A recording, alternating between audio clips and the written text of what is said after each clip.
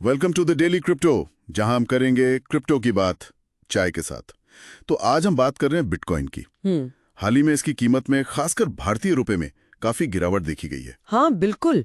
ये अपने पीक से जो करीब $1,23,000 था, वहां से नीचे आकर अभी कहाँ पर है? अभी ये करीब 99 लाख रुपए के आसपास ट्रेड हो रहा है। मतलब पिछले 24 घंटों में ही कोई 2.68% नीचे।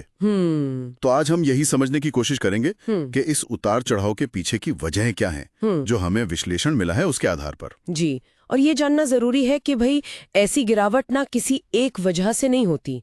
अक्सर कई चीजें एक साथ काम करती हैं। सही बात है। जो स्रोत हमारे पास हैं, वो भी यही इशारा कर रहे हैं कि ये कई फैक्टर्स का मिला जुला असर है। अच्छा, तो सबसे पहली वजह जो बताई जा रही है वो है मुनाफा वसूली, मतलब प्रॉफिट बुकिंग। हाँ, कि भाई दाम इतने ऊपर चले गए तो लोगों ने सोचा चलो फायदा बुक करते हैं और बेच देते हैं। ये तो काफी सीधा साधा लगता है। हाँ, ये लॉजिकल भी है। सोचिए, जब कीमत रिकॉर्ड ऊंचाई पर पहुंचती है, $123,000 बहुत होता है। बिल्कुल। तो जिन लोगों ने कम में खरीदा था वो अपना मुनाफा तो निकालेंगे ना। हाँ। खासकर जो शॉर्ट टर्म के लिए आते हैं, उनके बेचने से क्या होता है, मार्केट में सप्लाई बढ़ जाती है और कीमत पर दबाव बनता है। और इसका सीधा असर फिर रुपए वाली कीमत पर भी दिखता है। एग्जैक्टली। ठीक है, ये तो हुई प्रॉफिट बुकिंग। लेकिन एक और बड़ी बात सुनने में आई, अमेरिका में जो बिटकॉइन ETF हैं, जी, उनसे पैसा निकाला जा रहा है। ये क्यों हुआ? हाँ, ये एक बड़ा फैक्टर रहा। इसके पीछे ना अमेरिका का जो सेंट्रल बैंक है, फेडरल रिजर्व, फेड, हाँ, उनकी तरफ से ना ब्याज दरें बढ़ाने के थोड़े संकेत मिले, हल्की सी आहट हुई। अच्छा, इंटरेस्ट रेट्स। हाँ, तो उससे जो बड़े निवेशक होते हैं ना, संस्थागत निवेशक, हाँ, वो थोड़े नर्वस हो गए। उन्हें लगा कि शायद अभी रिस्क कम लेना बेहतर है, तो उन्होंने ETF से पैसा निकालना शुरू कर दिया। और ETF से पैसा निकलने का मतलब है कि बिटकॉइन बिक रहा है। बिल्कुल। और जब बड़े वॉल्यूम में बिकता है तो ग्लोबल कीमत गिरती है। समझ गया। तो मतलब अमेरिका की ब्याज दरों का असर यहां तक। और फिर एक तीसरी बात भी है, ग्लोबल इकोनॉमी में टेंशन और डॉलर का मजबूत होना। जी, ये भी जोड़ा हुआ है। देखिए, जब दुनिया में कहीं भी आर्थिक माहौल थोड़ा गड़बड़ होता है या फिर अमेरिकी डॉलर मजबूत होता है, हाँ, तो निवेशक क्या करते हैं, वो बिटकॉइन जैसे जो थोड़े रिस्की एसेट्स माने जाते हैं, उनसे पैसा निकालकर डॉलर या उससे जुड़ी सुरक्षित चीजों में डाल देते हैं। अच्छा, तो डॉलर मजबूत होता है तो अक्सर बिटकॉइन के लिए वो अच्छा नहीं माना जाता। कीमत गिरती है और वही गिरावट हमें रुपए में भी दिखती है। और इन सब के बीच एक और डर, साइबर अटैक, हैकिंग वगैरह। भारत में भी तो हुआ था ना, CoinDCX पर। हाँ, वो काफी बड़ी खबर थी। CoinDCX पर जो $44.2 मिलियन का हैक हुआ। बाप रे।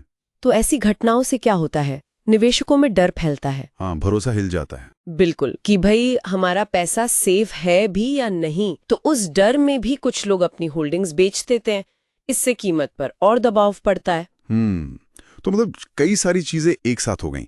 प्रॉफिट बुकिंग, ETF से पैसा निकलना, डॉलर मजबूत, ऊपर से हैकिंग का डर। जी, लेकिन एक बात और, जो विश्लेषण हमारे पास है उसके लेखक हैं रोहित त्रिपाठी। उन्हें क्रिप्टो में 13 साल से ज्यादा का अनुभव बताया गया है। जी हाँ। वो कह रहे हैं कि ये शायद एक हेल्दी करेक्शन है। अब इसका क्या मतलब है? हेल्दी कैसे? हाँ, ये एक इंटरेस्टिंग पॉइंट है। देखिए, बिटकॉइन पिछले 6 महीनों में कितना चढ़ा था? 80% से ज्यादा। अरे हाँ, 80% तो बहुत ज्यादा है। बहुत ज्यादा। तो जब कोई चीज इतनी तेजी से भागती है तो उसमें थोड़ी गिरावट आना, या कहें कि बाजार का थोड़ा ठंडा होना, वो स्वाभाविक माना जाता है। अच्छा, इसी को करेक्शन कहते हैं। तो त्रिपाठी जी का शायद यही तर्क है कि ये जो गिरावट है, ये बाजार को एक तरह से बैलेंस कर रही है। मतलब ये सारे फैक्टर, मुनाफा वसूली, ETF निकासी, ग्लोबल माहौल, हैकिंग, इन सब के मिलने से बाजार खुद को थोड़ा ठीक कर रहा है। हाँ, एक तरह से एडजस्ट कर रहा है।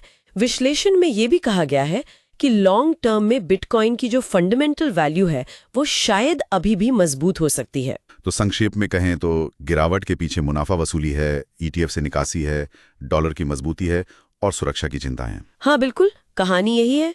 ये गिरावट देखकर चिंता हो सकती है, लेकिन क्रिप्टो बाजार में ऐसे उतार चढ़ाव बहुत नॉर्मल है। सही बात है। जैसा कि स्रोत भी इशारा कर रहे हैं, शायद जो लॉन्ग टर्म के लिए निवेश करते हैं उनके लिए ये घबराने का वक्त न हो, बल्कि कुछ लोगों के लिए तो खरीदने का मौका, एंट्री पॉइंट। हाँ, हो सकता है। कम कीमत पर खरीदने का एक मौका भी हो सकता है। लेकिन यहाँ एक सवाल जरूर उठता है। क्या? कि क्या ये गिरावट बस यही तक थी? एक ठहराव है जिसके बाद बाजार फिर ऊपर जाएगा, या हमें अभी और नीचे के लेवल देखने को मिल सकते हैं? ये तो देखने वाली बात होगी। इस पर नजर रखनी पड़ेगी। बिल्कुल, आने वाले दिनों में ये काफी दिलचस्प रहेगा। सही कहा। और हाँ, सुनने वालों को ये याद दिलाना बहुत जरूरी है कि ये सारी बातचीत सिर्फ जानकारी देने के लिए है जी। कोई भी निवेश का फैसला अगर लेना हो तो प्लीज अपनी रिसर्च खुद अच्छे से करें। बिल्कुल, ये फाइनेंशियल सलाह नहीं है। डेली न्यूज की जानकारी के लिए हमारे चैनल को सब्सक्राइब कर लें। अगली बार फिर मिलेंगे।